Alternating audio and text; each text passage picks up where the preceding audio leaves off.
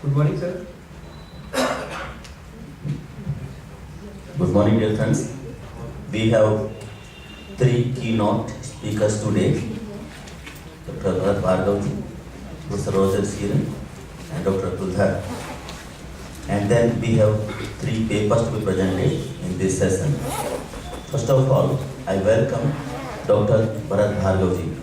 Dr. Bharat Bhargav is Director General, ONGC, Energy Center since January 2013, working on various clean energy options, including hydrogen energy, solar energy, geothermal energy, biotechnology, and uranium exploration and recovery by in situ leaching, etc. Dr. Bhargav has worked as National Physical Laboratory at the National Physical Laboratory, New Delhi, for his PhD in physics thin film.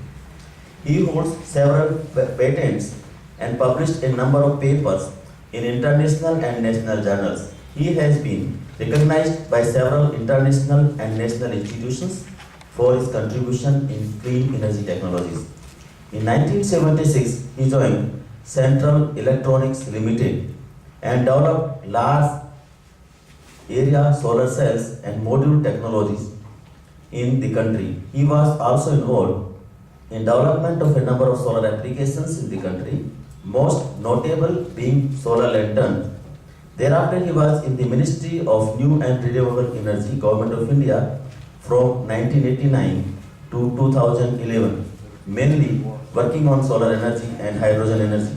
Dr. Bhargav is one of the main architects of Jawaharlal Nehru National Solar Mission, launched in 2010, which has given the India solar program much needed trust. Dr. Bhargav has over 45 years experience in policy planning, management, research, product development, quality assurance, and production in energy sector, working in a research laboratory, industry, and the government. I welcome Dr. Bhargav for his keynote speech. Good morning, friends. I'll partly pick up from where Professor Datta left. Though the topic is thermochemical splitting of water to produce hydrogen, what I intend to do is initially give a brief snapshot of the activities of the center, which are directly related to the theme of this conference and also the activities of the society. This is the sector which is primarily working on development of clean energy technologies. Current focus is on hydrogen production, solar energy, mainly the thermal energy part, geothermal, microbial processes for the energy recovery, uranium exploration, and also energy recovery and energy efficiency relevant to oil and gas sector. In hydrogen, which we cover in detail, I will not go into right now. But to support this, we are also working on solar energy, power generation, that is through CSP, water salt storage, specialized coatings for both solar thermal collectors and also for solar PV modules and its application. Biotechnology for energy, main idea is for conversion of subsurface unrecoverable oil or coal in the CBM fields or lignite to methane gas, so that it is a relatively cleaner form of energy to go for, and also for controlling reservoir soiling from the oil gas. Uranium, what we are trying to develop is a technology which is for subsurface exploration, which is not being done in the country at this moment of time, and then recover the uranium from in situ processes. Geothermal, as you know, oil fields which are drilled, they are a few kilometers deep. So as the gradient is there, the temperature goes up. So we are trying to see if that heat can be recovered and power can be produced from that. Then other activities. Now coming to the thermochemical hydrogen generation, we are talking about high temperature route. Though it is also possible that through photocatalytic thermochemical route also, you can split water and produce hydrogen. So what we are talking about is a high temperature thermochemical reaction where with the combination of water and heat, hydrogen and also oxygen. So to that extent this route is slightly different from the other routes. And here in addition to hydrogen, we are also producing oxygen. The approach which we decided to follow for this work, that among the variety of possible combinations or chemical reactions, we decided to work on two options. One is copper chlorine cycle and other is iodine sulfur cycle. The time when we started this activity in India, the Ministry of New and Renewable Energy Sources, they had started the process of making a roadmap for hydrogen energy in India. Among various options, thermochemical splitting of water was also identified as one of the options. And very little work was being done in the country. So the idea was that initially try to establish the process in the laboratory. That the two cycles which we are talking about, where some work has been done internationally, whether that can be done by us or not. With a view to leapfrog, as the center was established just around that time, we decided to work with some of the institutions and in our activity for hydrogen development, mainly ICT Mumbai, Institute of Chemical Technology, IIT Delhi, they were our lead partners. So with that consortium approach, we started working on these two processes. The first step was in the laboratory demonstrate the process, that it is feasible. So that is proof of principle experiments.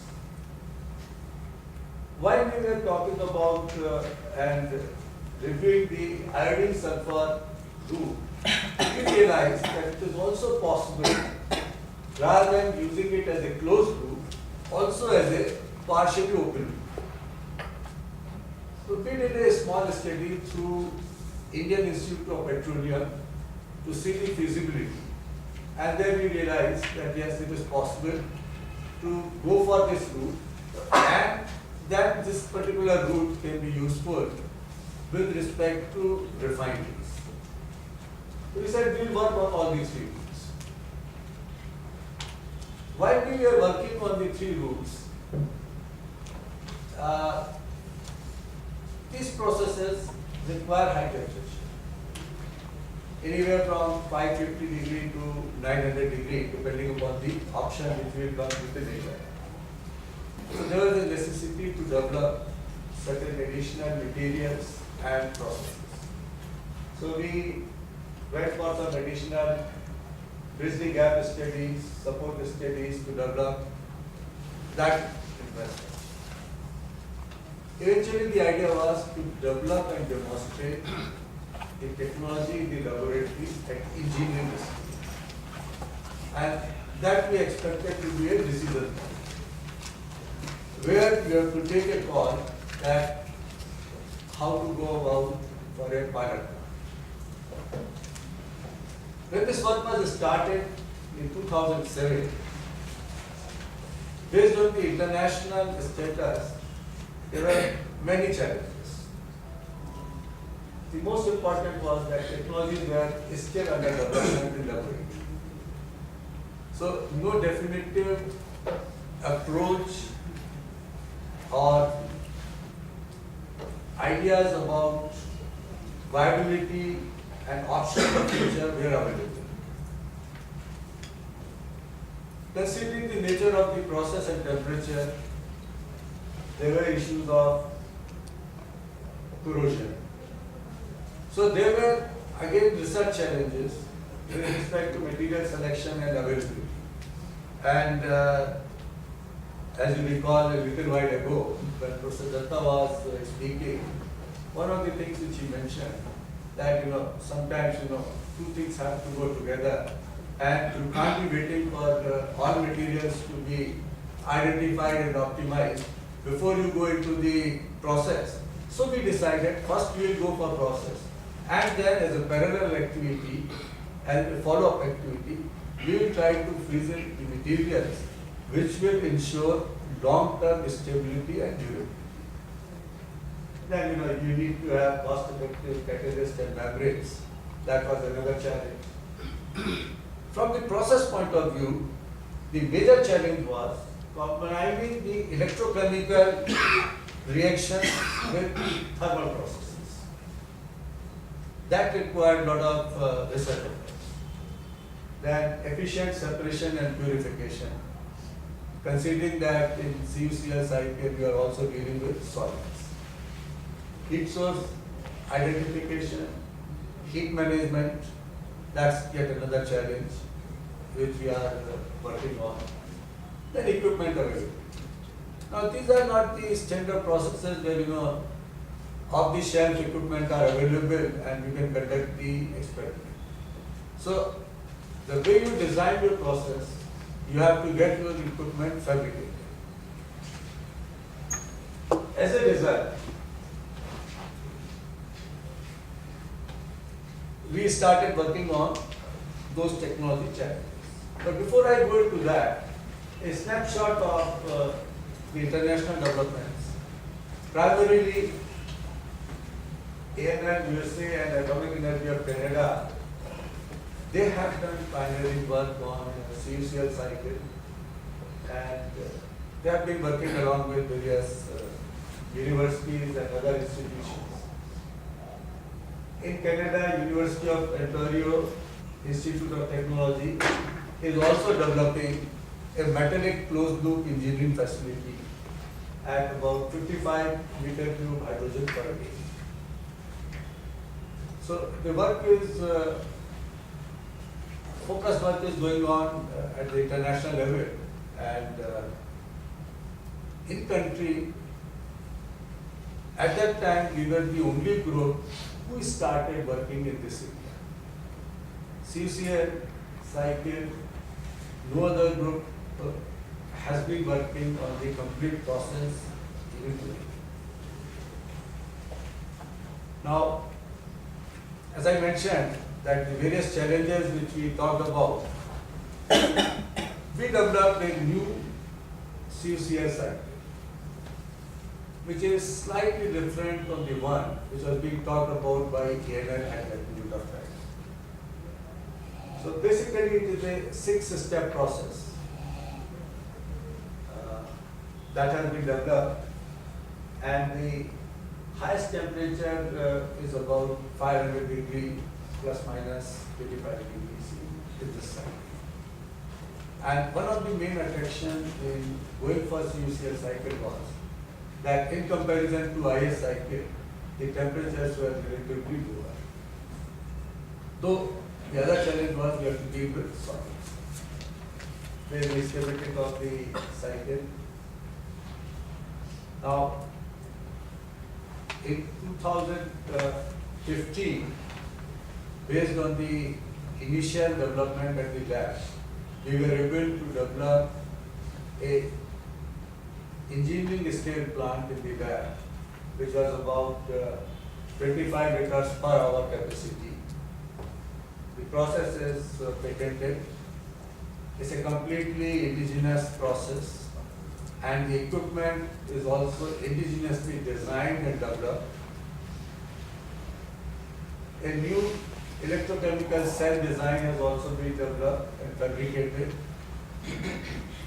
again patented in different countries. As you know, in this process, platinum is generally used. It is expensive. So keeping an eye on scale up in due course of time, we decided to work on developing alternative material. So alternative platinum that has also been developed, and current densities of greater than 500 million centimeter square and lower than 1 volt. That has been achieved for main process. Now we are using chlorine. HCl is also being produced. So corrosive environment is there, temperature is also high. So development of materials for construction of a plant for the pilot stage, that was another area. So we started working on corrosion testing. Now very little information is available on this. So we created a facility for testing for corrosion, and we are also in the process of developing some standards for that. This is a picture of the plant which has been developed, and this is operational at ICT campus for last 2 years, and plant is being operated by scientists from OEC now. This is the electrochemical cell stack. So 513 milliampere per centimeter square. This is hydrolysis reactor, spray dryer system, hydrogen generation reactor, oxygen reactor. So entire thing has been locally fabricated with our own indigenous design. And now we are in the process of developing the entire ecosystem. So membranes, that has been also developed locally. It's a large size membrane, about a meter wide, and it can be produced in rolls. Again, this has also been patented. And molten salts. So ultimately, we are talking about integrating it with either a nuclear heat source or a solar heat source. So storage of heat, that's very important. So you can see the conceptual scheme of the thing. Now, heat management is a very challenging task, and right now we are doing some modeling to see how the integration of the heat source and the storage that can be done to optimize the energy utilization in the cycle.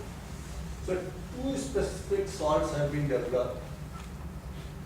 One operates from 144 degrees C as the melting temperature, and 620 is the degradation temperature, and the other one is 120 degree to 578.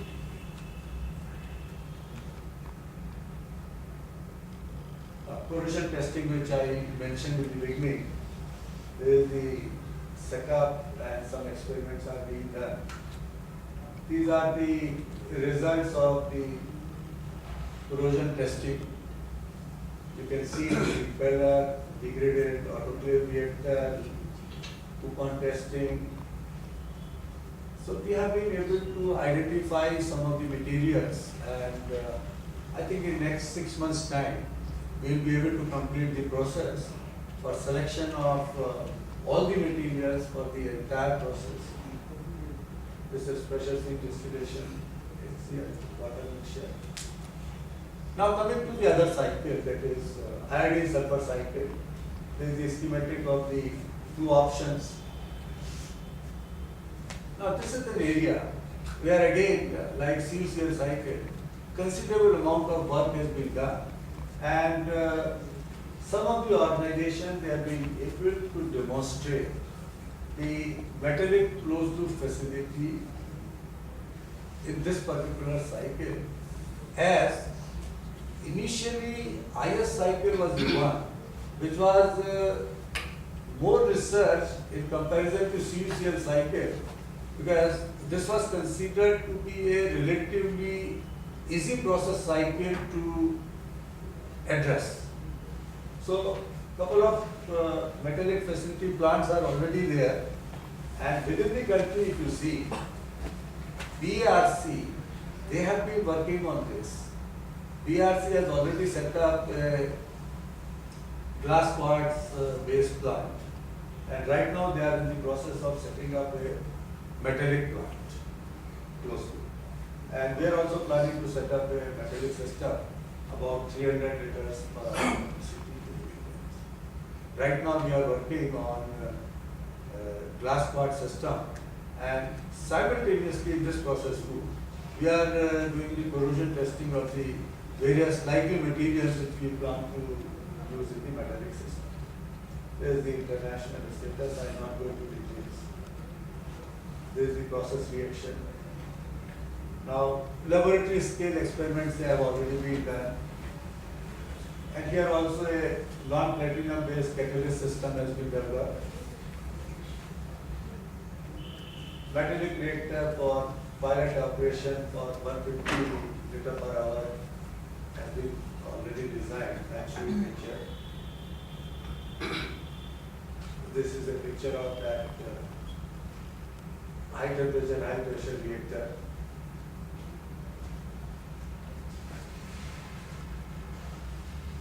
Now, we are also working on open loop. This is the process reaction. Primarily, this is based on incineration of hydrogen, H2S. So refineries, they find application for this. This is setup.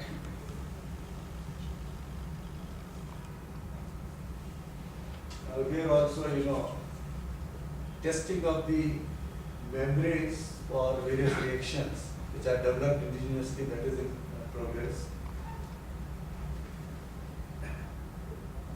Now you see the comparison of the three process routes.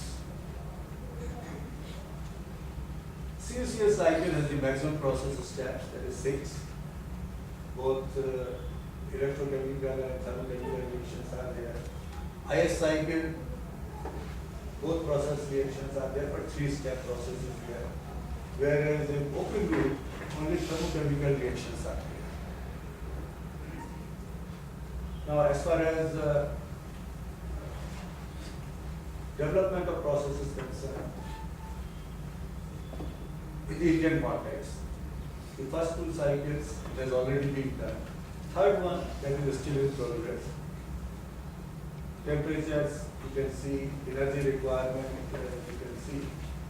But here it is very interesting. Our analysis shows that the efficiency of the cycle, which is generally about 40% plus for CUCL, with optimal heat management, you can gain about 15 to 20%. That means, since the input energy required will be reduced, so net overall efficiency will go up. Material of construction I have already talked about.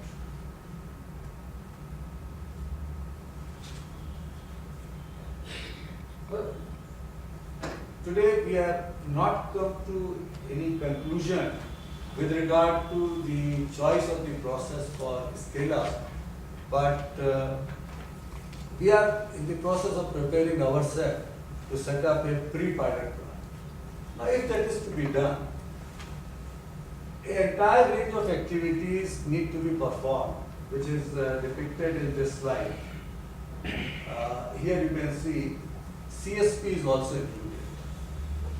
Because if you have to use a heat source, you have 2 options.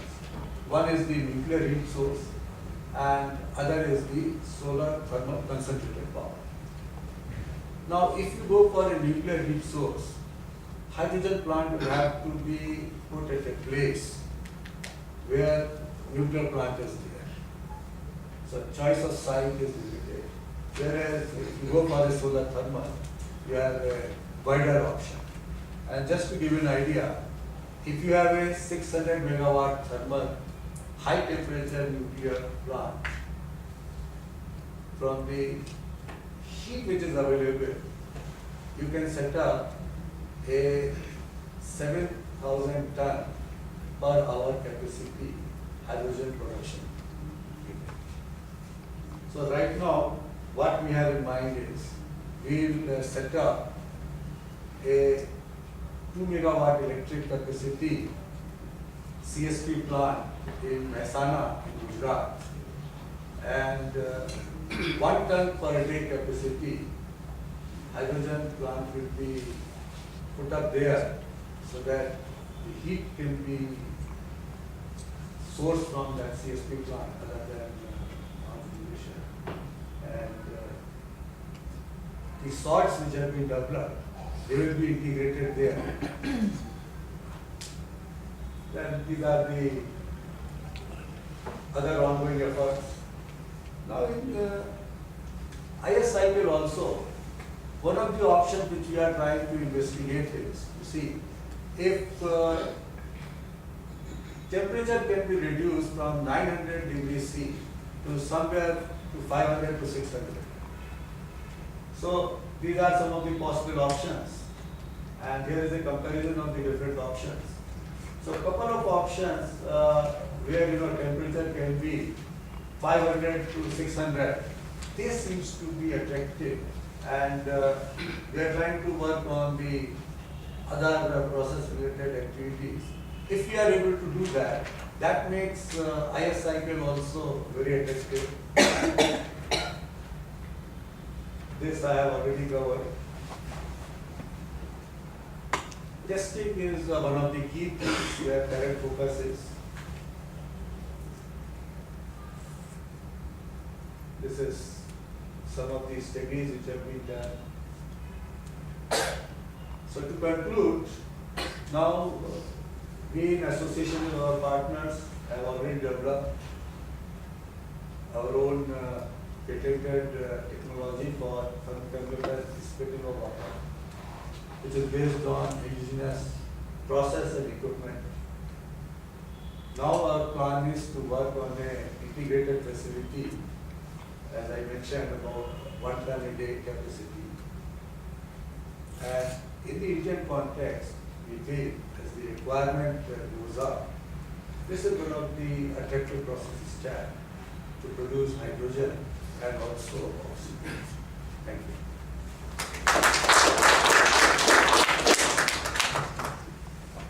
Session is open for questions. Any questions, please, not more than 3.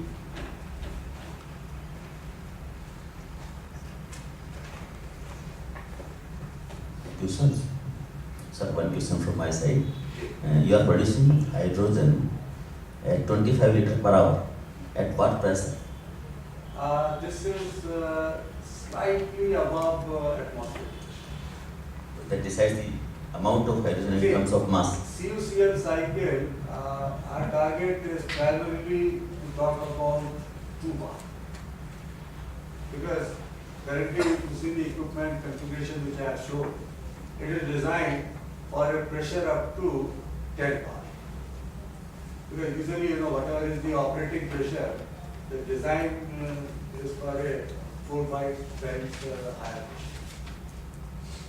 Thank you, sir. Please. What is the requirement of the input energy for? Yeah, that I have shown in that slide.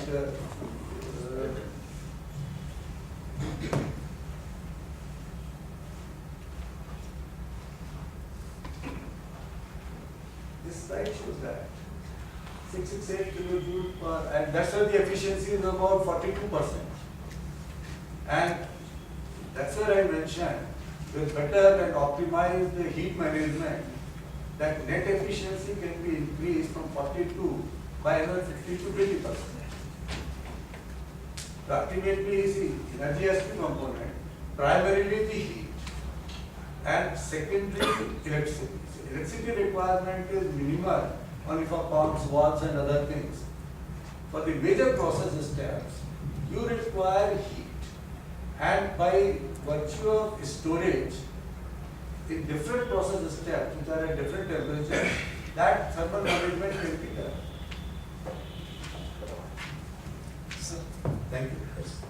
question. So there is always an economic aspect that people used to concentrate, especially in hydrogen production. So what is your point on that? In this, What are the challenges? we expect the cost to be around 100 rupees a kg. Today in refinery, what is being produced is about 120 rupees a kg. Thank you. So we highly appreciate the information keynote speech given by Dr. Bhargav. As a token of love and affection and remembrance, I want to present this memento to him.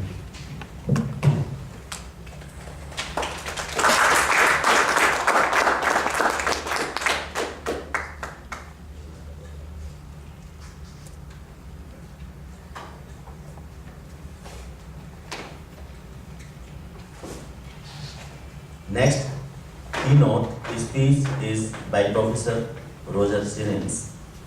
He is professor at the University of Ghent, Belgium, and previous chairman of the Department of Flow, Heat and Combustion Mechanics, and director of Laboratory of Transport Technology. He obtained several awards: Dougal Clark Prize, Institution of Mechanical Engineers, England; Erskine Fellowship, New Zealand; Ackerman Prize, Atlas Copco; Professor Honorific, Romania; Outstanding Scientific Achievement Award by the International Association of Hydrogen Energy, Dr. H.C. University of Havana, and published nearly 200 international papers on IC engine. We welcome you, sir. Thank you, Mr. Chairman, ladies and gentlemen. My speech is about hydrogen, the fuel for internal combustion engine. I want to show that hydrogen is a very interesting fuel, although it has very special features. I will have a short introduction, and then main part is about the characteristic of hydrogen as a fuel for IC engines. I do some of our own work on load control strategies for hydrogen, and if I have some time left, I speak about direct injection of hydrogen. Hydrogen is a potential replacement for fossil fuels. Why? It's renewable, it reduces emissions of critical pollutants, we can keep NOx under control, and the emissions of CO2 is negligible. Hydrogen spark ignited internal combustion engine is a low-cost solution. In the next two slides, I have to remind what Dr. Kalgapchi said in the first morning, his excellent speech. He also said that internal combustion engines, they are not dead, they will still go on for a long period.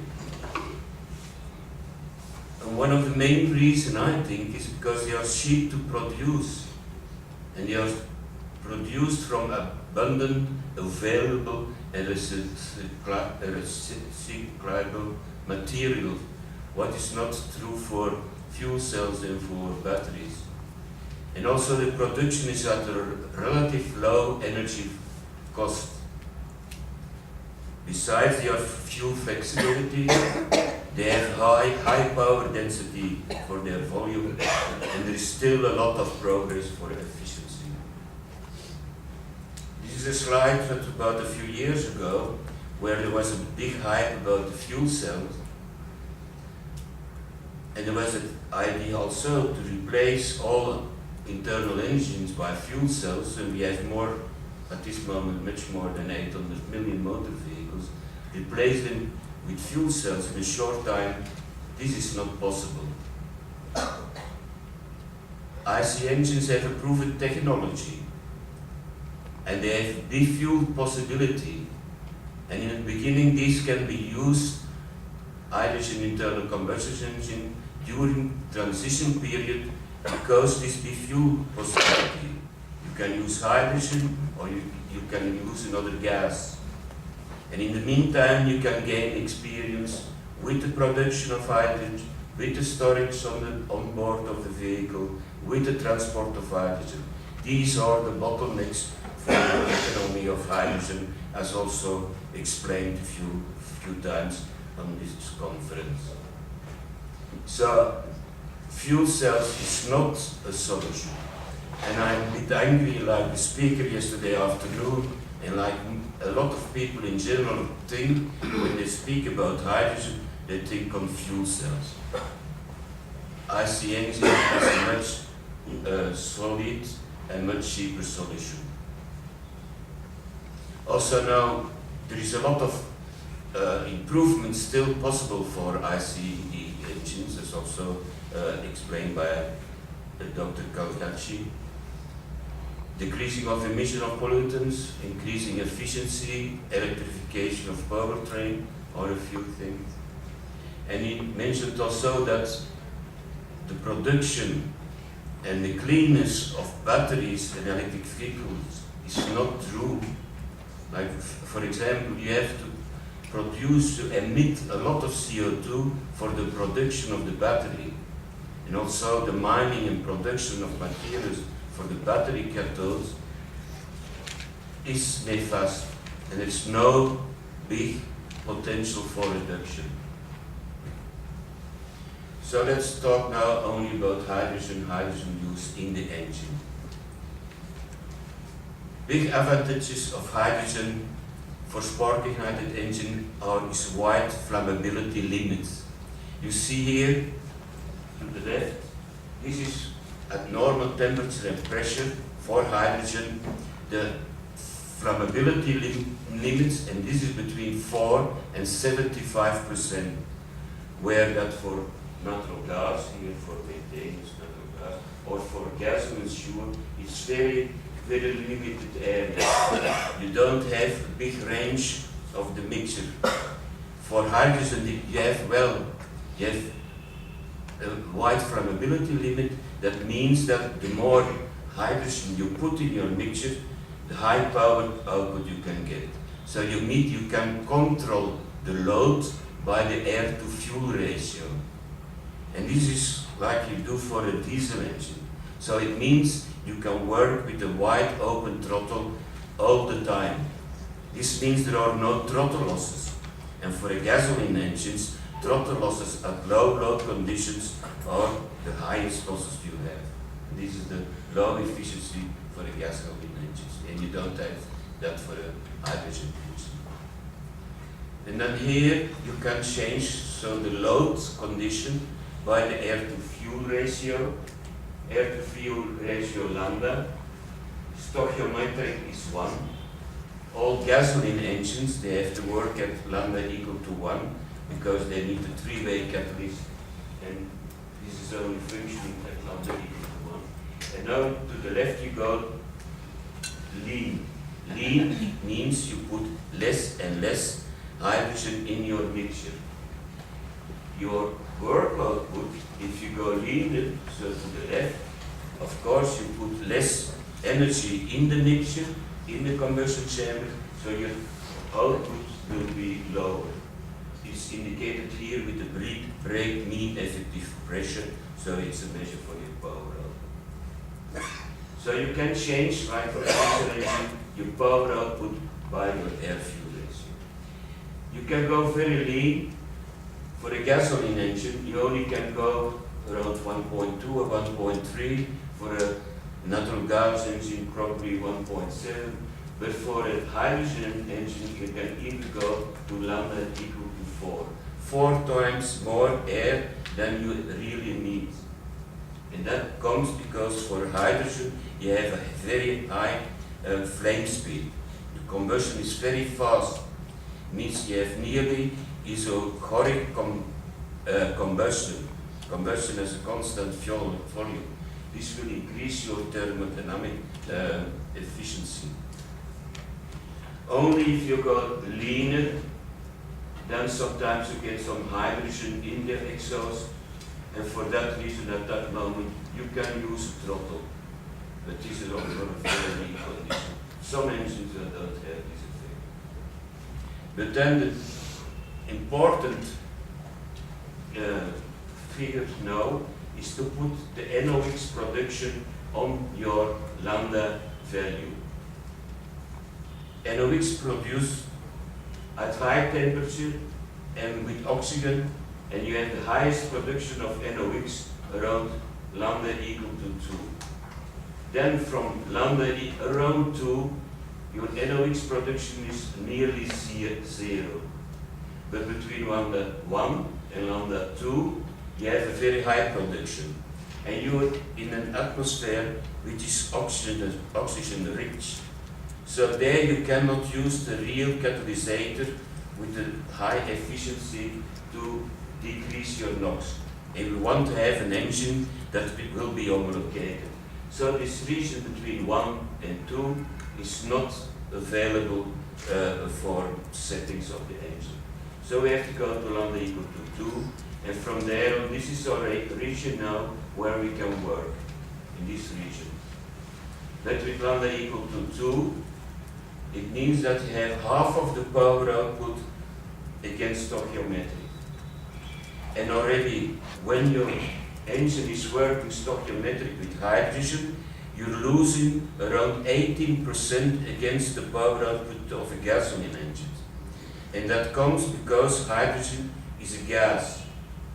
And at stoichiometric, it takes around 30% of the volume of the combustion chamber with hydrogen. Where that for gasoline as a liquid in the fuel, it's only 2%. So for that reason, you're losing around 80% at stoichiometric, and if you go working then linear, so you have here a power output is less than 50% for a gasoline engine. You have to do something about that. Now, I say the working range, if we work lean, is this region, or we can also work at stoichiometric, here, 1. But then, if we keep all the time here stoichiometric, we need a throttle to go for lower power output, or we use EGR, exhaust gas recirculation. And we need that also most of the time at stoichiometric, because we have another feature of hydrogen that gives backfire.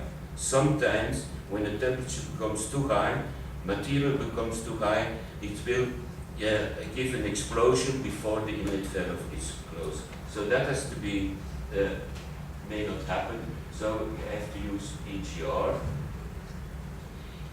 If we use throttle or EGR, still here we have a high NOx value, but now we can use a 3-way catalysator. So we put now a 3-way catalysator, because it's stoichiometric, it will work with the high efficiency. So remember these two, we will come back to them. There are, of course, some disadvantages of hydrogen. I thought first about the density. In stoichiometric, 1/3 of the combustion chamber is filled with hydrogen. Also, the NOx value, I showed it before in red, between 1 and 2 air-fuel ratio, the NOx value is too high. And around lambda equal to 2, the NOx value from then on start to be 100 ppm or less, and this is sufficient for homologation. So we have a trade-off between the power output and NOx. This is now our own work. We will develop, we have done a lot of experiments on hydrogen engines, several hydrogen engines, but we have done also some modeling work. We called it the GEST code, Ghent University Engine Simulation Tool, especially for hydrogen. And you have to make a modeling about the power cycle. The power cycle is from the moment inlet valve closes, but here is symbolic, till the moment exhaust valve opens. And we only have as input engine geometry, operation conditions, and the fuel properties, which kind of fuel. And we want to calculate then what's coming out, power, efficiency, and emissions. And this power cycle you have different building blocks. Mixture composition depends about your settings. Turbulence, also your engine speed and your engine geometry. Trap conditions about your inlets. But especially for hydrogen, and because hydrogen is so special, we have a new combustion model, and we need also a new heat transfer model. The gas dynamics, and that you need to calculate the real self condition, is a commercial code used. Now we use this model, and for that model, for the combustion model, you need to know the propagation speed of a laminar and a flame front of hydrogen in a premixed quiescent mixture. Till that moment, till we started this about 10 years ago, there was not efficient data on hydrogen air mixture. What existed was more for safety calculations, not for engine-like conditions, and certainly not when we bring in residuals, EGR, what we have to do, and what was necessary to know. So for that we measured it, and my successor now is again has done his PhD, partly at least in a constant volume chamber, and he measured flame speeds for different fuels. This is for natural gas. You see a nice spherical flame. But if you look at hydrogen, the flame is not spherical anymore. It's made a special shape, and what I call it, I think the next one. It becomes cellular, the flame, so it's breaks open, and that's the reason that it has such a high velocity, even at very lean conditions. So that was the reason that we could go till around the value of 4. So we came up with a formula out of all these measurements, in function of the temperature in the combustion chamber, the pressure in the combustion chamber, and here also in function of the residuals, the EGR. EGR sometimes go into 20–30% even. And I just show one example. This is for different air-fuel ratios and for different load conditions, air-fuel ratios. In dotted points are the calculations, and the full lines are the measurements. And we see we have a good correlation, a good modeling of the combustion of hydrogen. A second part was the heat transfer. Also, heat transfer is different for hydrogen than for natural gas or for a gasoline engine. Also, this started a few years ago, well, already nearly 10 years ago. And also it was to know the heat transfer in the chamber, because that depends, that will give the temperature in the combustion chamber, and your NOx emissions is very dependent on these high temperatures. And a temperature difference of 50 degrees at these high values gives an important difference on your NOx values. It was also used to test different sensors, and I'll show you one result, the main result. This is now a comparison of the heat transfer between natural gas and hydrogen. The dotted lines are for natural gas, the full line for hydrogen. We have the comparison at low load condition, of lower load condition around 4 bar, and then we see here that the agreement of the heat transfer for natural gas and for hydrogen is nearly the same. But at higher load condition, if we go near stoichiometric condition, then we see that for hydrogen we have a very high heat transfer. It was not so well known till a few years ago, but this has proven it. Hydrogen at stoichiometric has a high heat transfer. So this is not a point that stoichiometric condition will give high efficiency.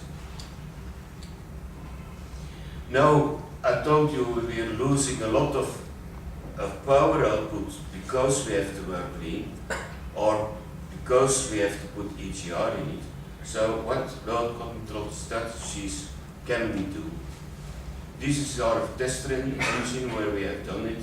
It's a single cylinder engine, it's an Audi research engine, about 400 cc.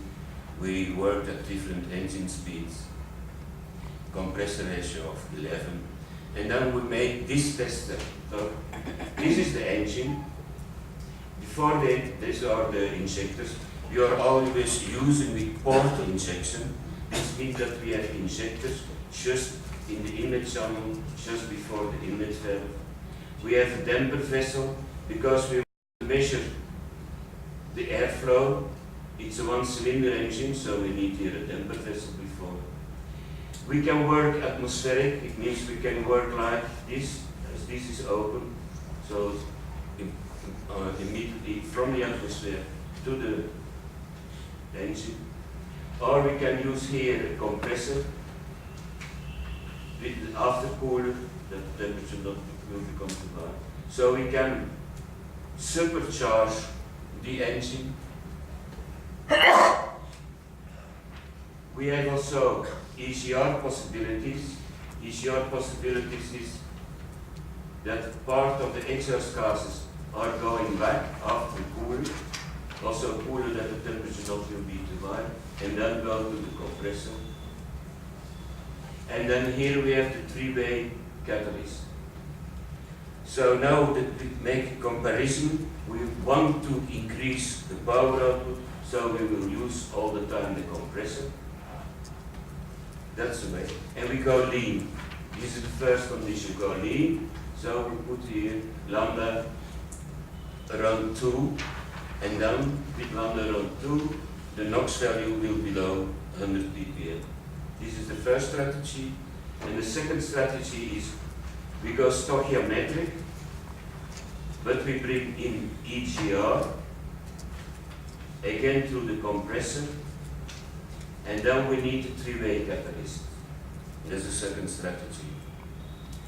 All the time, we increase the power, and our restriction is, we are very strict for that, NOx emissions may not be higher than 100 ppm. If we go like lean conditions, we don't need a three-way catalyst, otherwise we need it. And so we are comparing these two now. And then I just give the two results. This is for the lean strategy.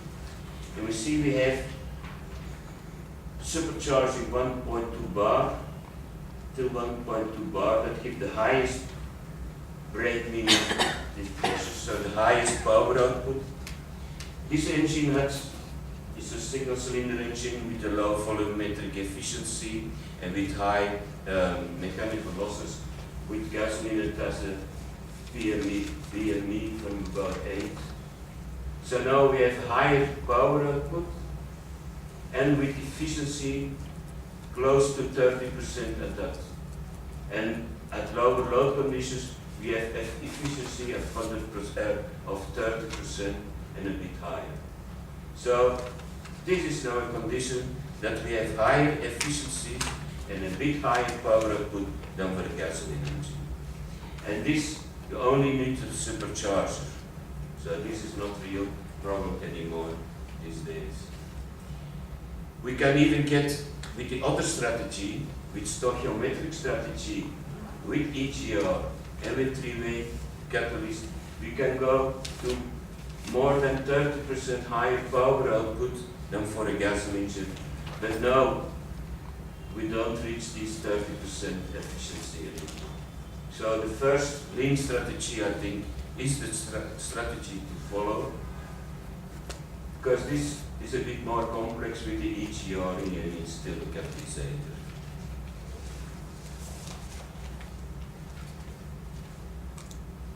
I should say a few words about direct injection of hydrogen. Direct injection of hydrogen is that you inject now, like for a diesel engine, in the combustion chamber after the inlet valve closes. In that way, you have no problems anymore with backfire, with anomalies, combustion anomalies, and you still can increase further your power output, more than 30% more. The problem was and still is the injectors. You have to inject precious snow, and you have early injection after the inlet closes or late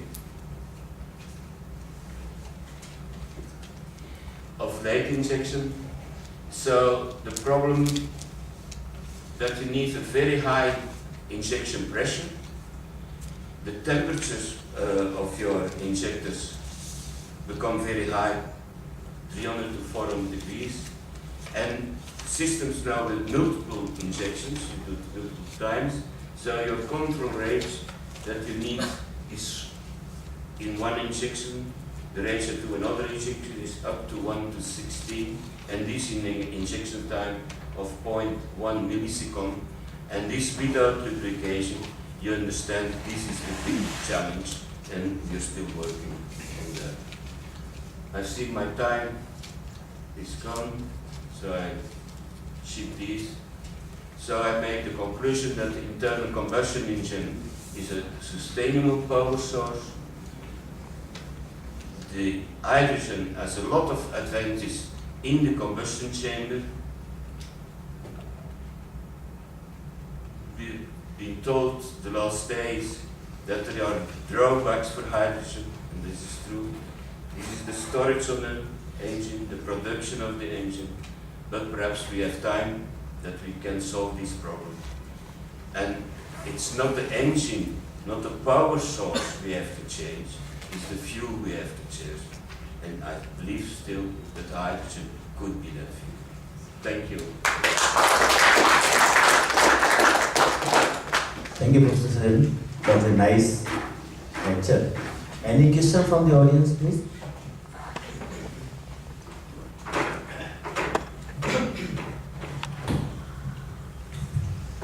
Thank you, Professor Roger, for the nice presentation. One question from my side is, in European Union, maybe at 2025, they are targeting completely electrification of the vehicles. Now, how far this technology will be viable before that technology matures? And one question, and second question is, what is the receptance, or what is the appreciation from the IC engine manufacturers towards this technology is concerned? Well, it's not so wonderful the situation at this moment. You saw the first speaker Monday morning. It was also doubtful. But now all manufacturers are looking at these electric vehicles. And he believes also that they will come back from that. But it will be not so the wonderful everything. And then they probably go back to where they left now. Then they go back to other fuels. I think people will realize that the internal combustion engine is a cheap and sustainable power source. You don't need expensive and rare materials. So it will go back. And I believe also they will look for other fuels or make gasoline and other obtainers like it. So if they put at that moment again their interest in hydrogen, then I believe that it will come true. So it depends a bit like if fuel cells and electrical vehicles don't be the success they were promising, then there is a chance for hydrogen. But at this moment it's not such a nice position. Like BMW also stopped their work on internal combustion engine. Thank you. Any more question? Sir, one question from my side. You told that when you are putting up hydrogen in the combustion chamber, there is loss of volumetric efficiency because it replaces air. But when you inject, after the inlet valve is closed, there is no such possibility occurring because air has already been inducted. And when you inject the hydrogen afterwards, cannot reduce the power output or volumetric efficiency. Yeah, but that I wanted to show in a few slides. If you inject our inlet valve closer, of course you can go then you have no volumetric losses, and you have an increase of 30 to even 40% more than a gasoline engine. But I was beginning that the injectors are the weak point, because they have very high temperature and pressure conditions, and hydrogen is not lubricant, and it's still a gas that has to be there in a short time through a small opening. There are solutions, but they have not yet the injectors, the time, the working time as should be for an engine, for a car. Because we can inject it at the beginning. If you inject the hydrogen at the end of compression stroke, as it is injected in case of CI engines, it will cause a problem. But if you inject at the beginning of the compression stroke, I think it won't cause any problem. As you inject at the beginning of the, it's possible, yes, but then you don't have so much benefits as at the end of the compression. But you can, there are examples that you start just after the inlet valve closes. The advantage you have then is also that you have a homogeneous mixture at the moment that the ignition will occur. If you inject nearly at the end of the compression stroke, then you have stratification. But you can use this stratification also to diminish your NOx values. Because you have to look also with direct injection that your NOx value is not becoming too high. Also there is a restriction.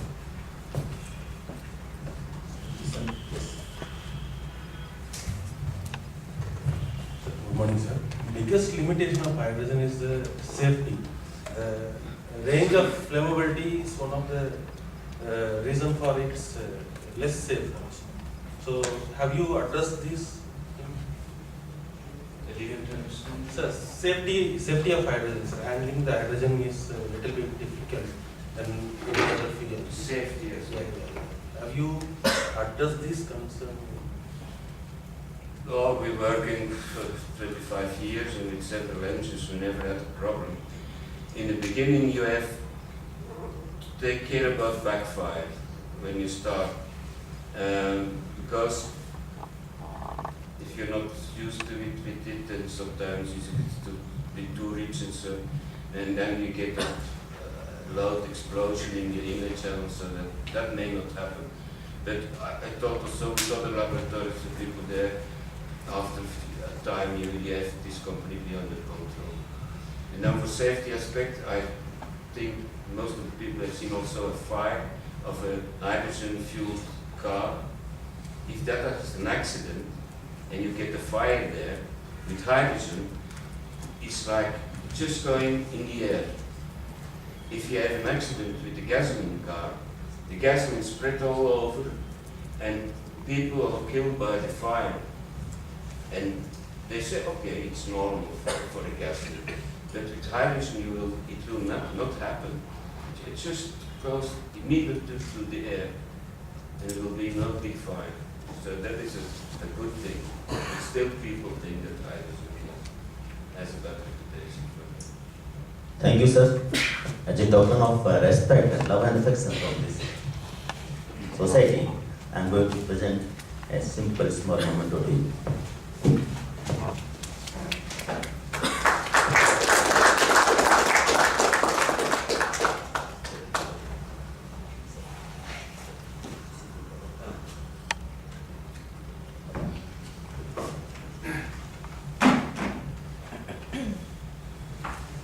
Next keynote is by Dr. Atul Dhar, Assistant Professor at IIT Mandi since 2013. He received his MTech and PhD degrees from Engineering Mechanical Engineering Department at IIT Kanpur in 2006 and 2013 respectively. Atul Dhar graduated in Mechanical Engineering from Harcourt Butler Technological Institute, Kanpur. In 2004, he was awarded the Erasmus Mundus Fellowship of European Union for pursuing postdoctoral research at École Central France in 2013. He is the recipient of Young Scientist Award from International Society of Energy, Environment and Sustainability in 2015. He also worked at Mahindra & Mahindra automotive sector in 2006 for getting exposure of industrial working environment. His areas of interest include reciprocating internal combustion engines, emission control technologies, ordinary fuels, and lubricating oil tribology. Till now, he has published more than 30 international peer-reviewed journal papers. The title of the presentation is Synergetic Application of Hydrogen in IC Engines. Welcome to this. Thank you, Mr. Chairman.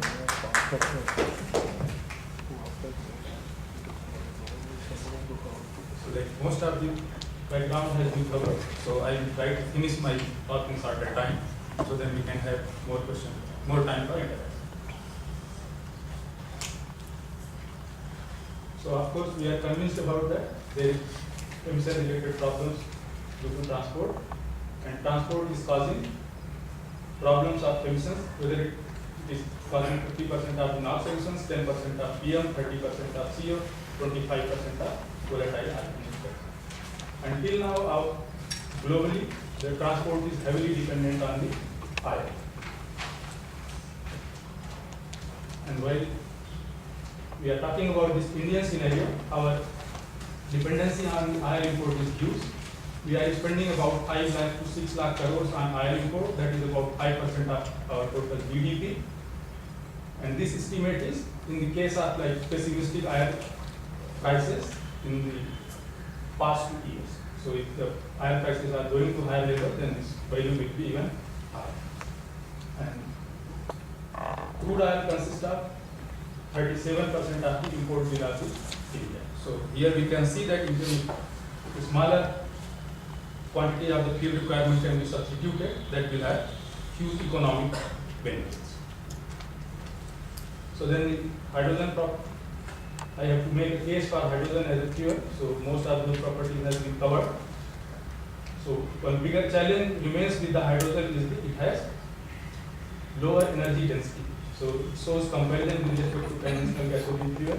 Here we can see the two options we are currently targeting in the vehicles. Either it may be cooled liquid hydrogen or compressed hydrogen storage in the pressure range around 350 bars.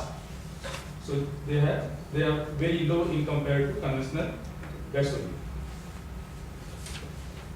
So advantages of the hydrogen properties, its wide flammability range, high flame speeds, and high compression ratio. But at the same time, we have challenges that are related with the air displacement effect due to lower density of the hydrogens, propensity to pre-ignition, and thin thermal boundary layer that tends to increase the heat loss from the engine.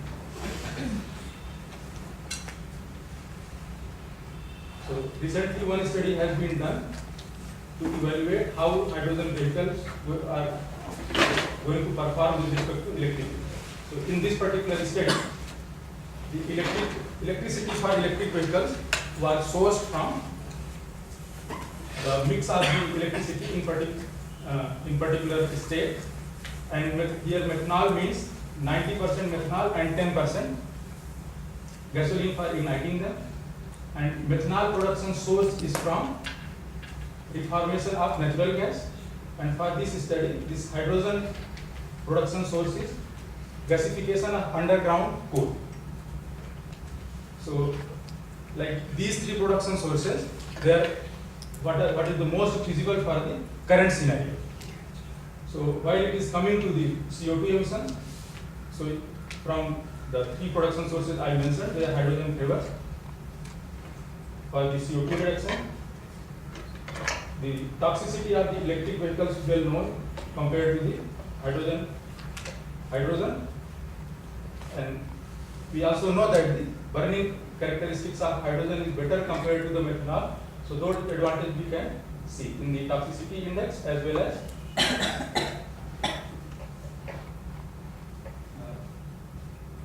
this is related to the ozone production potential. means ozone depletion potential. So, like there is lot of effort going in the development of the electric vehicles, but at the same time, there are efforts for developing prototypes for the cars. So even at this time frame, pilot studies at the level of companies that they are making and actually doing the pilot level testing by operating hydrogen vehicles, that is in the range of say 100 vehicles in a particular city, and in the parallel the vehicle or in parallel the infrastructure for hydrogen fueling is also developing.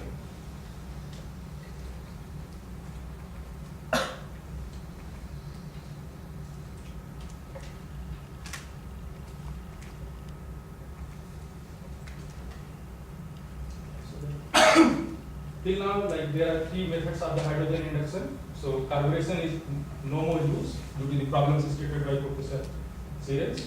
Obvious problem is backfire. Then manifold injection is in consideration because that eliminates the problem of carburation. But the way forward to go that is limited by this development of the injectors, the direct injection where it can solve the problem of lower power output from the hydrogen fueled engines.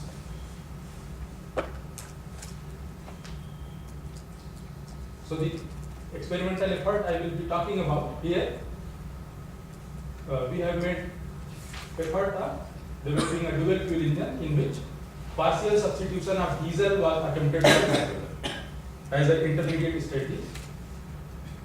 So in that test setup, so there was hydrogen fueling system, then obvious safety arrangements related with the flame arrestor and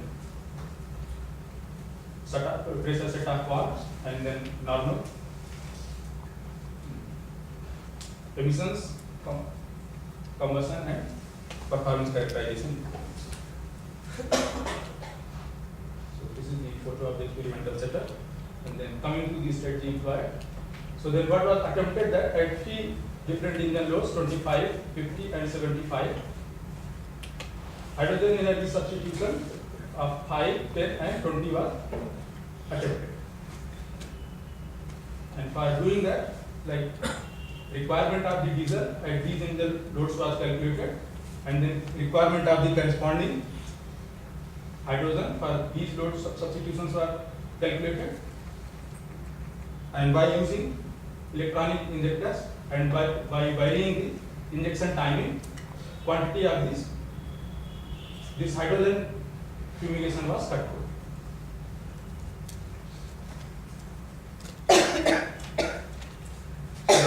This is showing the combustion phasing at different loads. So at 25% load, but you can see that while there was lesser fumigation of the hydrogen, the ignition timing of the whole mixture was delayed. And in all these studies, pilot diesel was being used as an ignition source.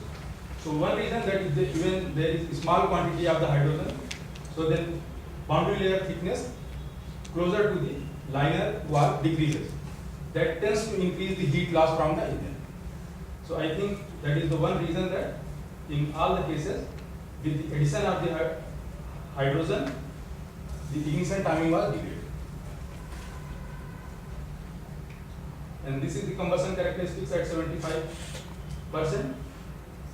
Here we can see that there was comparatively less change in the combustion phasing compared to what we have observed at the lower level.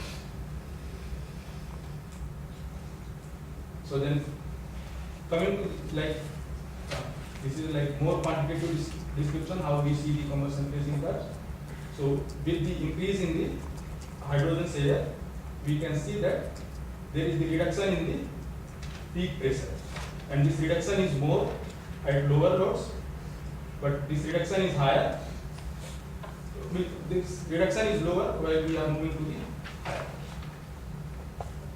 And here we can also see that there is increased ignition delay with increase in the hydrogen share. And this increment in the ignition delay was more, while 5% energy substitution was done from hydrogen. But later on, with further increasing the hydrogen energy share, there was not much difference in the UV sentiment.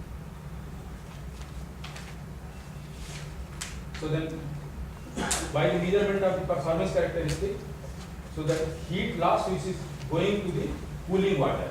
So in some way that is correlated to the whether there is increase in the heat loss or not, but with hydrogen fumigation. So here we can see that there is a small increase in the heat loss to the water, while we are increasing the hydrogen share.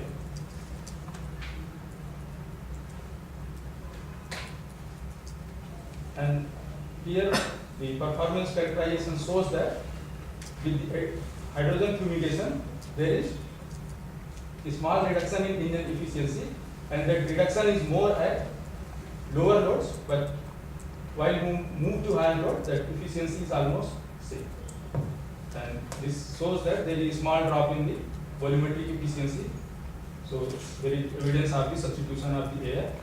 So that is also resulting in increasing some of the pollutants. So with small, there is say small reduction in the CO emissions, while very small quantity of the hydrogen was fumigated. So here we can see we observe increase in the total hydrocarbon content.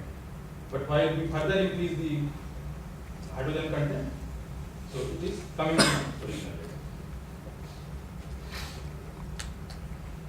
So with hydrogen fumigation, there was evidence of reduction in the small quantity of the NOx emission at lower load, but at higher loads there was a small increment in the NOx emission. And it was also observed that most of the increment in the NOx was coming from the increment in the NO2 part of the NOx. So with hydrogen fumigation, there was one significant positive, that was reduction in the particulate emission. So it was both in, so with the increment in the hydrogen part, particulate emission so reduction. So while we have gained some improvement in the combustion efficiency, so that was having some negative impact with respect to increment in the combustion wise, but while there was penalty in the combustion and efficiency, so then there was reduction in the combustion. So then I can conclude that with the small range of the hydrogen fumigation, there was a small penalty at lower loads for the efficiency, but there was gain in terms of the particulate reduction. So I would like to acknowledge the funding support provided by. Thanks for your kindness. Since time is already over, I request only one question from the audience, not more than that. Sir, actually, thanks for the presentation. This HC increment, how we can explain that? So one thing that is 5% substitution. So what is the burning mode of the hydrogen in this case? So it is through flame propagation. So while there is very small quantity of the hydrogen fumigation, so there is chance that that hydrogen will not burn. And there is another part because it is pre-mixed mixture. So some part of the air which already contains hydrogen, it will be absorbed in the crevices like this. So the engine used in this study was the diesel engine. So while we are injecting diesel from in the direct injection situation, so the part of the fuel contained in the crevice volumes is lower. But here, the part of the fuel that is going into the crevices and it is not burning. So that is getting reflected in hydrocarbon increase, while very small quantity of the hydrogen fumigation was there. But while there was more fumigation, so that mixture was in the burning range, so it was burning. Thank you. Thank you, Dr. Thar, for your nice presentation. As a token of love, I want to give this memento to you from the society.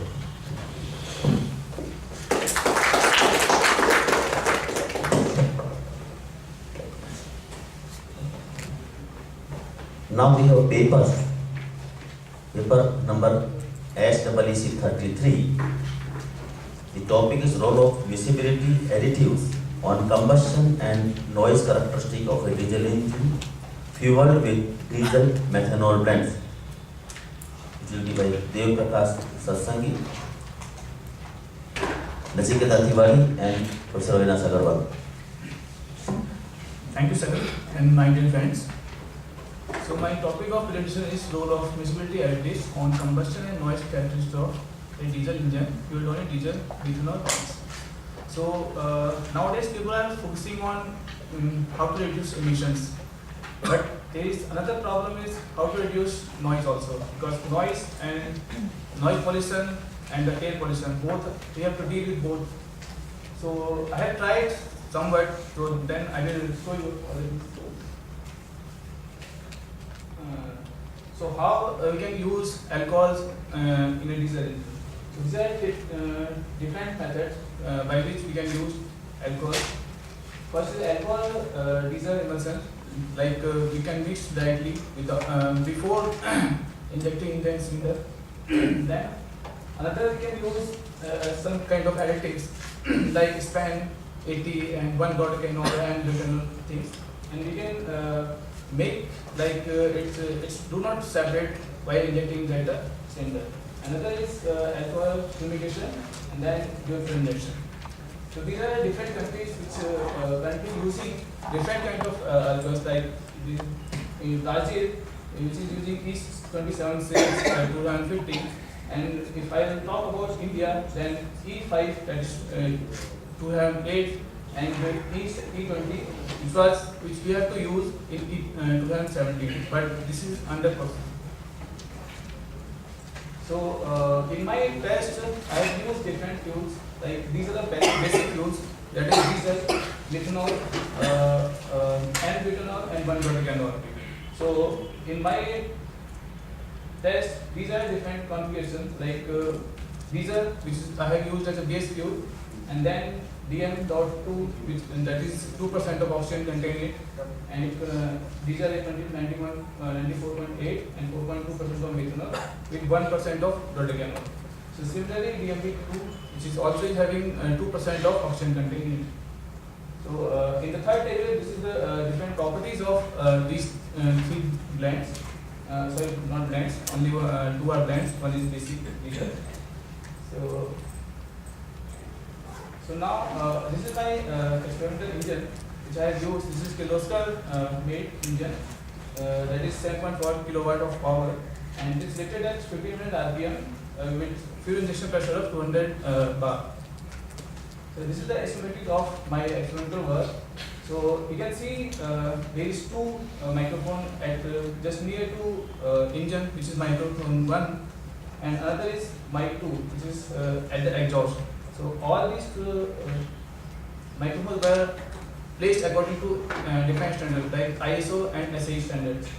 And incidental pressure was used for calculation of combustion noise and also for the combustion data.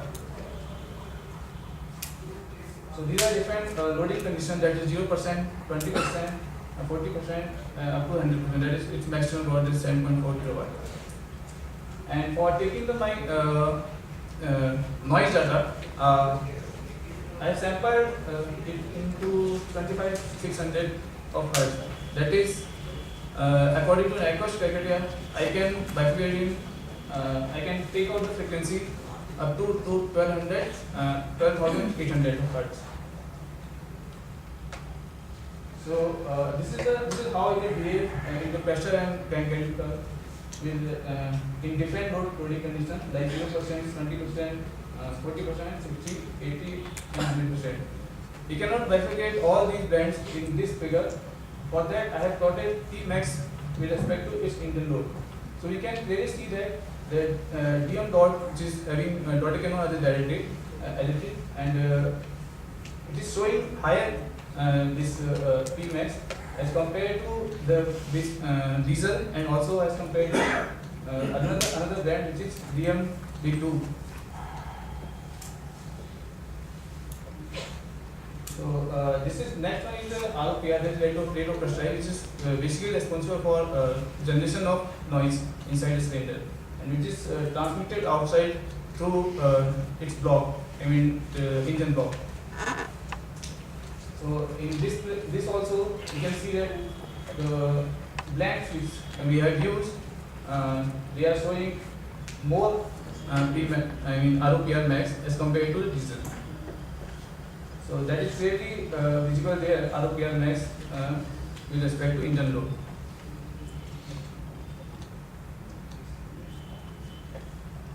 Next one is the HRR, it is reduced rate, and here also you can see that DMP group, which is having butanol it is showing higher HRR with respect to diesel and another blend. So this is a if we plot HRR max with respect to engine load, then its trend is reversed. So I have this gives okay. So this is the engine block, the image of that place where I have put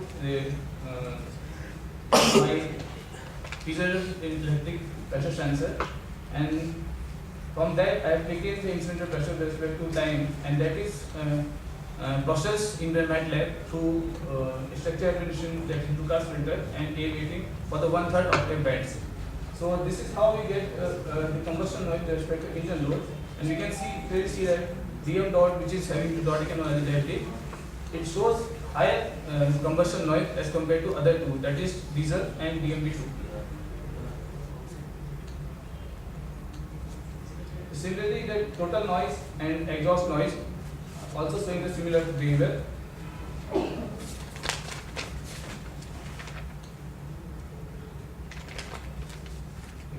So this is the raw data, which is the instrumental pressure with respect to time, and first one is time, another one is total noise with respect to time. So if you will FFT, that is fast Fourier transform, then we can convert it into time domain to frequency domain. Then we can clearly see that there is two basic frequencies, that is 12.55 Hz and 25 Hz. That is the harmonics of that basic frequency, that is 12.5 Hz. In all the three cases, that is exhaust, total and instrumental pressure, we are getting similar frequencies. And this is what if you got in 1/3 octave bands or different band, then this is how we get the exhaust noise and the total noise. And we can clearly see that at 800 Hz, it is showing maximum peak for all fuel, that is irrespective of the blends. So now the next is the conclusion part. So dissolve, which I have used 1 ethanol as a head, it shows lesser, higher combustion noise, different in total noise and exhaust noise compared to diesel, and its basic frequencies are 12.5 Hz. Coincidentally, it is 25 Hz, double of that, but that is because of my engine was operated 1500 RPM. So these are the conclusions. Thank you. No questions, please. You can ask me afterwards. At the token of your appreciation, Mr. Satsagi,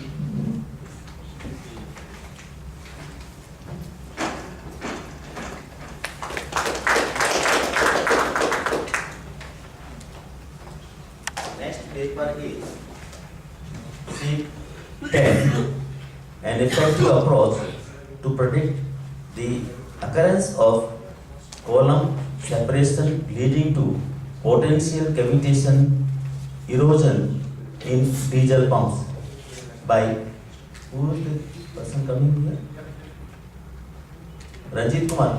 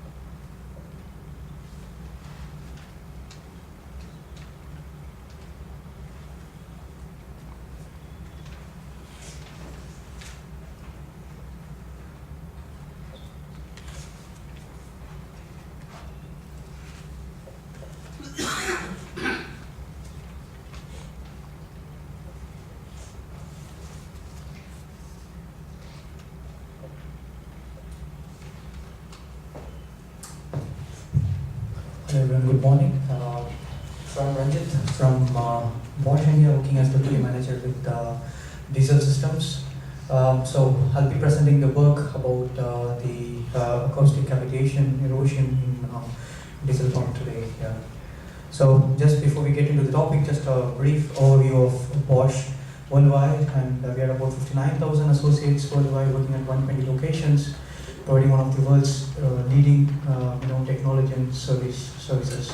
And we have invested about like 30 billion euros towards R&D projects for the past 6 years here. So coming to the background about this work, this is about the diesel pumps. And what happens in a diesel pump is typically we have a pump which delivers the fuel at very high delivery pressures to the ICE. So the delivery pressures could be between like 2,000 to 3,000 bars in our case, and it is sustained to very high operating speeds, very high frequencies. Yeah. And because of this, you have a very high wear and tear in the diesel pump components, and especially one of the components is the inlet and the delivery valves, something like this, which dominates the pump efficiency. Yeah. So there is one common problem with the valves in the diesel engine. It's the erosion due to cavitation, and this problem can lead to the high pressure leakage, and of course subsequently leads to the drop in the delivery efficiency. Yeah. And we worked on a tool to reduce this cavitation erosion in the diesel engines, and thereby it will also reduce the number of diesel iterations and the development lead time. So just to give you an overview about cavitation, so whenever we have fuel working in a pump, so when the pressure drops less than the vapor pressure, you have the small nucleus being formed. This typical nucleus, or then it gradually goes to cavitation bubbles. This forms in a very small cross-section area, which is say vena contracta or an orifice. Yeah. So what happens here is in the high-speed regime, the nucleus and the cavitation bubbles are formed, and then it implodes on the metal surfaces in a low-speed regime. Yeah, and it implodes on the metal surfaces, releasing a tremendous amount of localized energy, leading to plastic deformation. So again, the flow can be either flow or acoustic cavitation, and our investigation here is concerned with the acoustic cavitation, which also takes into account the pressure wave propagation and its corresponding implosion on the metal surfaces. Yeah. So to create this model, we identified two test pumps where cavitation erosion in the high pressure, in the inlet valve is observed in one case and not in another case. So this is how a typical illustration of a diesel pump. You have a cam driving the roller and tappet, which is in contact with the plunger and the barrel assembly. You have the element chamber here. So the inlet comes from here, the low pressure inlet. So typically the pressure will be like say 3 to 5 bars here, and then it opens up all these. This is the inlet valve and this is the delivery valve. These two are mechanically actuated. So where there is a pressure difference, this inlet valve, it lifts up and it fills the element chamber, and this plunger moves up to pressurize the fuel, and then it closes the inlet valve and it opens the delivery valve and it gets to the fuel injector. Yeah. So the major difference between the two test cases, what we have considered for the model is the cam profile. So for these two pump configuration, the cam profile is different. Yeah. So we have different types of valve, ball valve or a flute type valve. The valve under consideration is a ball tip valve, and you can see a small mark here. And under scanning electron microscope, what you can see here is the erosion which happened on the valves. Yeah. So in a typical, so the mechanism for the acoustic cavitation in the diesel pump is, you have this inlet valve. Two is typically the low pressure region, and one is typically the high pressure region. And this is the simplistic pipe model. Yeah. So what happens when the pipe, when this is in closed condition, no problem, and when the valve is open, because of the pressure differences, the flow happens from 2 to 1. This is the suction phase or filling up the element chamber phase. Yeah. And this is during the delivery phase, just before the valve is closed. There's a small amount of high pressure leakage which happens from the element chamber onto the inlet valve area. So the flow happens from 1 to 2 for a momentary period. Yeah. So what happens when the valve is instantaneously closed? Yeah. So the fluid medium just next to the, just below the valve, it continues to flow with its inertia, and then the fluid medium stretches and bubbles are formed, and in the downstream the pressure waves are propagated, and it implodes the cavities onto the valves to create the erosion. So typically there is a magnitude of transient number, which is the ratio of Jakowski pressure to the system pressure, and Jakowski pressure is the pressure or the magnitude of the pressure fluctuations or the surging pressure in the system, and the system pressure is the pressure typically below the valve here.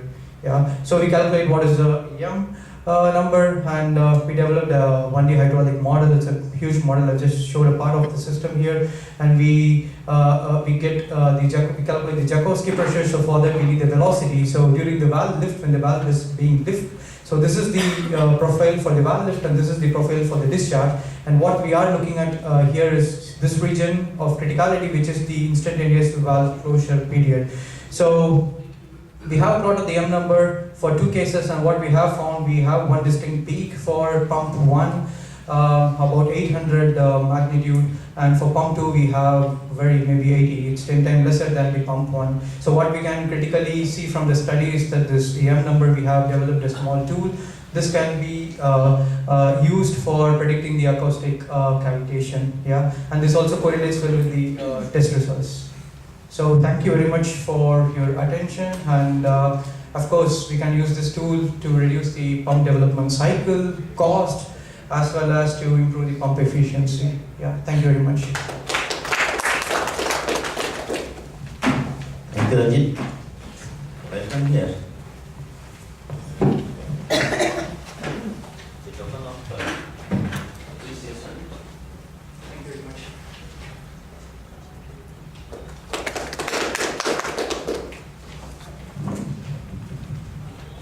Next paper is SEEK 18, investigating the antagonistic blending effects on DCN of gasoline alcohol mixtures.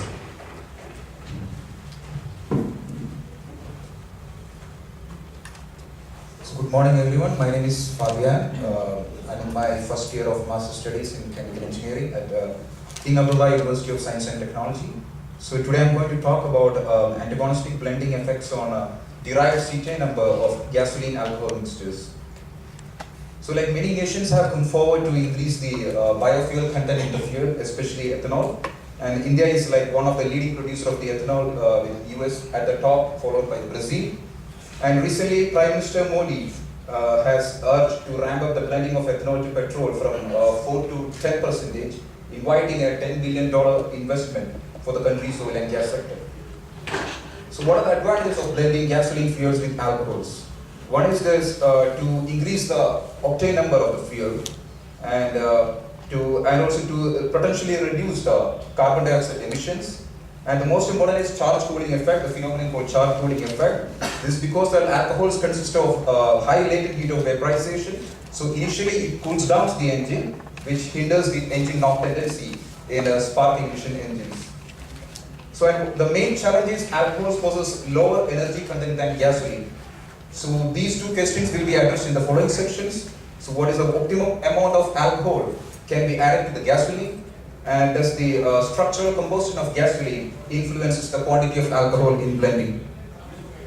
So similar to the synergism in research octane number blending, addition of alcohols to gasoline favors antagonistic effect in derived cetane number. What we mean by this antagonistic effect is that it doesn't follow a linear decrease, but it follows a curvature approach less than the linear trend in the case of derived cetane number. With this number, DCN number, the people who doesn't know what is DCN number, this is a number which is related to the ignition delay of the fuel. So my main objective is to quantify the antagonistic effect of blending and find its dependence on the structural combustion of the base fuel, and compare the antagonistic effects of the alcohol study. And the most important thing is find the optimum volume or the mole fraction of alcohols that maximize the blending effect. So in this study, I have considered 6 fuels, primary reference fuels 60, 70, 84, And the excellent surrogates for the gasolines, the phase fuels, phase I and J, along with the alcohols, propanol and butanol, following measured using ignition quality tester following ASTM D6890 method. And 7 volumes of alcohol has been considered for an excellent fitting. So this is how these are the structural composition of the fuels looks like. Just remember the phase A has the most isoparaffinic content, and phase J fuel has got the most aromatic content. So like I use the Gaussian equation to fit the curve between the DCN versus the volume or the mole fraction of the alcohol. And typically a Gaussian equation follows by this expression. Everybody knows it. A, B and C are the constants, where A shows the maximum value of the peak, B shows the x value at which the peak achieves, and C shows the standard deviation from the maximum value. And the most important thing is we have to consider what is the inflection point in the Gaussian fit. When the double derivative equals 0, we get the x value as b plus or minus c, the sum of two Gaussian constants, and the value at the inflection point just depends upon the maximum value of the peak. So what happens at the inflection point is that the curvature changes from steep to moderate.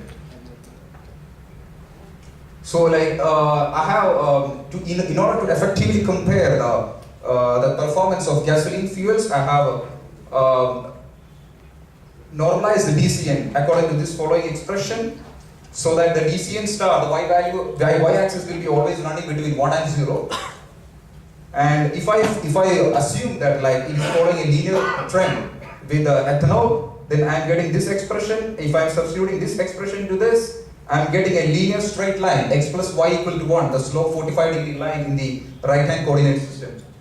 And the main advantage of using this normalized condition is that like I can assume the maximum value of the peak approximately equal to 1. Thus, the value at the inflection point, I can assume it to be like a constant value.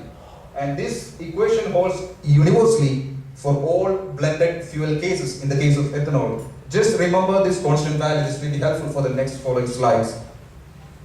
So typically, if I want to compare a comparative performance of versus propanol and butanol, you can see like the DCN star is being plotted in the y-axis, mole fraction in the x-axis. We can see the scattered points. These are the experimental values, and this line is the fitting Gaussian line, and the black line shows for the propanol, and the blue line for the butanol. And this is the x plus y equal to 1 linear trend line. You can see for the propanol, the antagonistic effect or the normal distance between the linear to the curve is higher compared to the butanol. This shows that propanol is a better blending agent than butanol. You can see like from the previous slides I have shown the constant value, DCN star, a constant value, it's drawn to the curve, and from that it is dropped to the x-axis to the corresponding inflection points.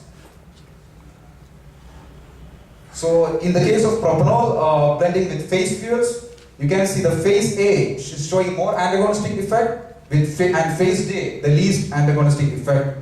And in the case of butanol, for blending with the PR of fuels, PR of 84 showing the maximum antagonistic effect and PR of 60 the least antagonistic effect. So the important thing is that the mole fraction at the inflection point is converted to the respective propanol volumes. And you can see, and the normal distance, the antagonistic distance have been projected here. Just see that like phase A has got the most maximum antagonistic distance and phase J the least. The similar thing follows for the butanol also. And comparing the antagonistic effect comparison, the propanol volume, the 22.5% of propanol volume with phase J produces same antagonistic effect as 7.65% of propanol volume with phase A fuel. This shows that like phase A being the highest performance and phase J being the least performance, and all the other fuels comes in between that.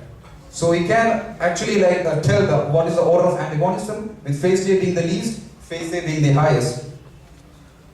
So the main discussion that we had to conduct here is that like a person who is blending, who doesn't know like what is the inflection point. So, but he can, that depends on the structural composition of the fuel, but he can calculate, he can know like where to stop the blending from this equation Dcn star equal to 0.6065, which is And assumed over. as a universal blend equation. So and the structural composition of the fuel, you can see that like the antagonistic distance is proportional to the branching index, and it is inversely conclusion only. inversely proportional to the aromatic content. This shows that like the branching index is the most important term, is the positive proportionality, and the aromatic content shows a negative dependence. So in future directions, I will be continuing the fuels with TRF and TPRF fuels, and I want to compare with the antagonism in synergism in the Ron blending fuels to overall summarize the ignition response dependence to the structure of the fuel. So I want to thank like Abdullah Ramdan and Ishan Singh for knowledgeable descriptions of the topic. Thank you. Thank you. Please come over here. Just a token of appreciation.